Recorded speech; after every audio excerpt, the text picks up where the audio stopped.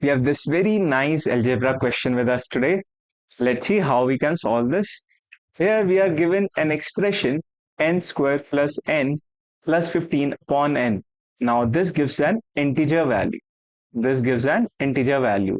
And what we need to do? We need to find the value of n such that this expression gives an integer value. N is a positive integer. N is a positive integer. Okay, please keep this in mind.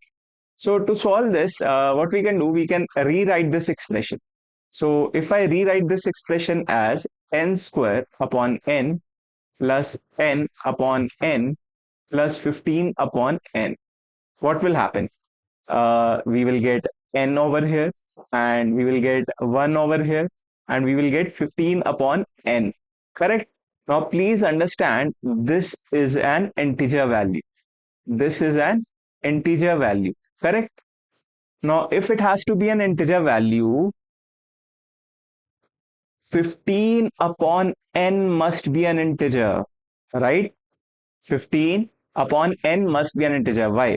See, it is already given that n is a positive integer. If n is a positive integer, this is an integer, 1 is an integer, integer plus integer gives us an integer value itself. To give an integer value as a whole, 15 by n should be an integer. So we have to focus on 15 upon n. Correct? Now for 15 by n to be an integer, what should be the value of n? That should be a factor of 15. Then only 15 by n will be an integer value. If and only if n is factor of 15. So let's write down factors of 15. 15's factors are 1 times 15, 3 times 5. Are there any other factors? No, there are no other factors. So there are 1, 2, 3, 4 factors. Now you can even try. What is 15 by 1? That gives us 15. What is 15 by 3? That gives us 5. What is 15 by 5? That gives us 3. What is 15 by 15? That gives us 1.